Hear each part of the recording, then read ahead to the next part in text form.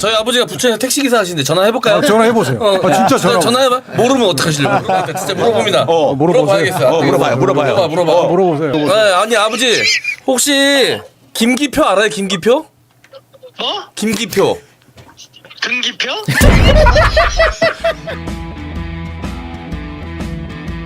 안녕하십니까. 저는 김기표 변호사라고 합니다. 이름이 기표입니다. 기표. 저한테 기표해 주시오. 예. 예, 아주 센스쟁이시네. 저희 아버지가 아마 몰표, 투표, 기표 중에서 표로 한 것이 아닌가 생각되고 명문 부천고등학교를 나왔습니다. 부천고등학교. 예. 저 안양고등학교라고 아시죠? 예, 저희가 조금 더 낫지 않나. 부천보다 조금 위에 있던 안양고등학교. 그냥 안양고등학교. 인정할 수 없습니다. 두 분 처음 뵙는데 이미지가 익숙해요. 전 정권 보는 것 같아요. 하고 젊은 문재인 대통령 나와 계신 것 같아요. 댓글이 너무나 많이 나와가지고 그 문재인 대통령 닮았다는 얘기가 너무 많아서. 아니 문재인 정부 때 청와대에서 일했잖아요. 반부패 비서관. 그 반부패 비서관으로 청와대 간 거는. 근데 그 당시 청와대 민정하고 어떤 인연이 있어서 청와대로 가게 됐어요? 그거는 이제 제가 이제 이렇게 알려졌던 모양입니다. 생각이 바르고.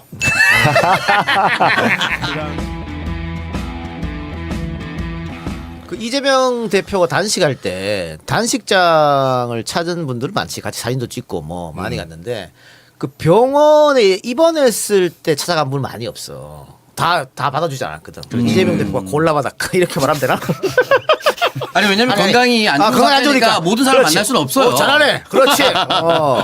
그런데 어디 김기표 변호사님 병원에 가셨습니까? 예, 다녔습니다. 방문자. 방문자 사진 찍었어. 네, 사진 찍고 많은 말씀을 나누고.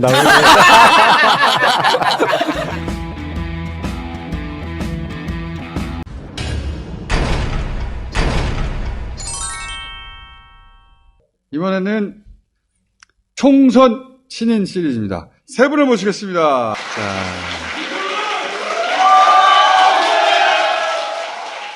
자, 문재인 정부 시절의 반부패 비서관, 그리고 현재 김용 법률 대리인이자 현 민주연구원 이사, 그리고 전 특수부 검사 김기표 변호사님.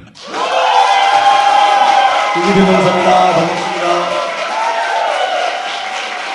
본인이 도전한 지역구와 함께 본인 소개를 간단하게 해주세요. 안녕하십니까. 저는 경기도 부천시 을 지역구에 민주당 국회의원 예비후보로 등록한 김기표 변호사입니다. 부천에서 자라났고 부천이 길러낸 부천의 보배입니다. 기표는 김기표에게 해야 되겠죠? 저는 김기표 변호사입니다. 반갑습니다.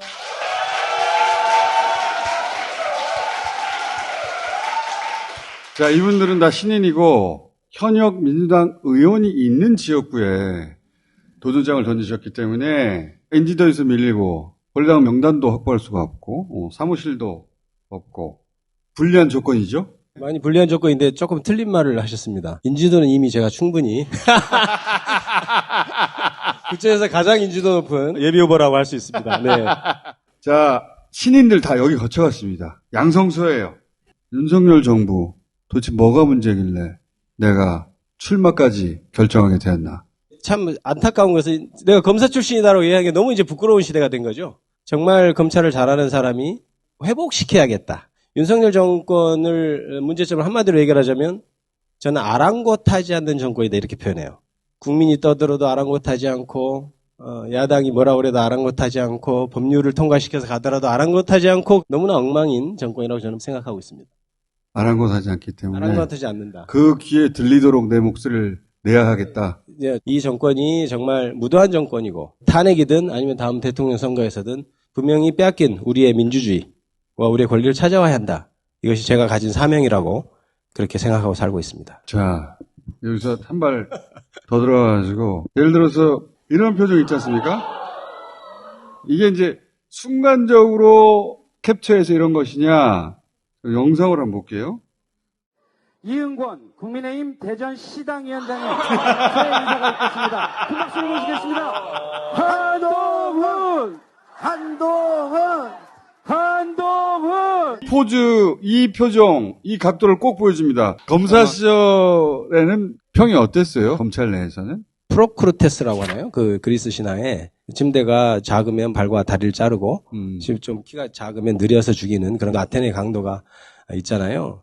그렇게 수사를 한다라는 평을 많이 했었어요. 변호사들이. 똑같이 얘기하는 것을 보고 너무 깜짝 놀랐는데 자기가 그려놓은 어떤 그림대로. 예. 그 그림에 맞춰서 사건을 우겨넣는다. 그래서 검찰의 밑보이면 니는 다 가는 거야. 이런 생각을 갖고 있는 사람이 지금 여당 비대위원장이 돼 있어요. 제가 정치인 20년 가까이 거의 매일 접했는데 이렇게 까치발 하는 사람 없거든요.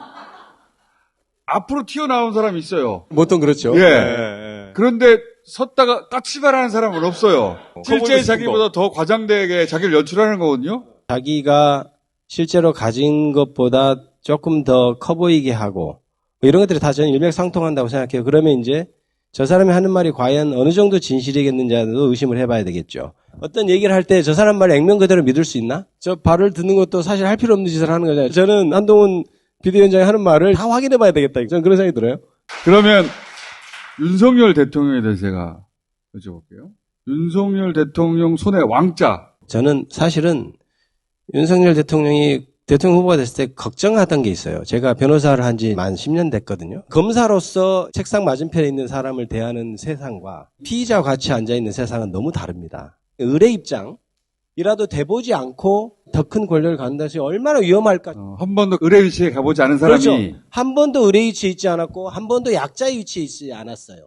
그런 사람이 대통령이 되면 얼마나 큰 재앙일까 이런 걱정을 했다고요. 왜냐하면 저도 검사일 때는 그게 다 전부인 줄 알았어요. 나와서 세상을 보니 이게 완전히 다른 세상인 거예요. 나와서 변호사 딱 1년만 해보면 야 이게 세상이 테니스 칠 때도 그게 못 쳐서 한 게 아니고 다 흘려 보내줬던 거구나. 이거 검사라서 일부러 못 쳐줬구나. 그렇죠. 그런데 그렇게만 평생 살아온 사람이 대통령이 됐을 때 이 나라는 얼마나 큰 재앙인가 이런 걱정을 했는데 바로 이 재앙을 우리가 맞고 있지 않습니까? 정말 큰일이다. 적어도 1, 2년 정도는 변호사 생활해보고 검사가 아닌 세상이 있는지를 아는 사람이 정치를 해야 한다. 그런 사람이 근데 손에 왕자까지 쓰고 있으니까. 그렇죠. 왕자가 쓰고 있는 사람이 이제 한 2배 정도 되는 거죠, 이게. 오늘 한 가지 더 또 여쭤보고, 이재명 대표 살인미수 사건 있지 않습니까? 검사 출신으로 법조계에 있었던 사람으로 내가 보기엔 이재명 제일 이상해. 가장 큰 것은 계속 쉬쉬하고 있다. 굉장히 큰 일이잖아요. 우리나라 제1당 대표가 지금 칼을 맞은 사건이에요. 전 2번 다시 돌려보지 못했어요. 너무 끔찍해서. 저는 그때 사고가 나버린 줄 알았어요. 그 사고 현장은 폴리스라인 쳐서 보존해야죠. 근데 왜 15분 후에 뭐 이걸 닦아냅니까? 빗자루 어디서 들고 온 거예요?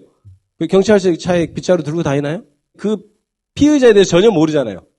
어떻게 살아왔고 또 칼 등이 갈려져 있다는데 이게 전문가 아니고서 과연 가능한지. 칼 찌르는 장면을 보면 그게 보통 사람이 하는 일이 아니에요. 이렇게 뒤로 돌리죠. 깊숙이 찔러서 돌리잖아요. 있어서는 안 될 일이 벌어진 거예요. 국가는 정확하게 그걸 밝혀야 되는 거예요. 자기 편이 아니라 하더라도. 저는 그것부터가 문제라고 보는 겁니다. 자. 마지막으로 이 본인 지역구에 계신 이 방송을 보고 있을 주민들에게 짧게 제발 부탁해요. 경기도 부천시을 민주당 국회의원 예비후보 김기표 변호사입니다. 완전히 새로운 젊은 일꾼이 부천을 이끌어가야 된다고 생각하고요. 부천에서 초, 중, 고를 모두 나온 부천이 길러내고 부천에서 자라난 이 김기표가 가장 애정 있게 부천을 발전시킬 수 있다. 그리고 민주당에는 김기표가 있습니다. 부천에는 김기표가 있습니다. 민주당원 동지 여러분, 부천 시민 여러분, 저 김기표가 여기 있습니다. 김기표를 기억해 주십시오. 감사합니다.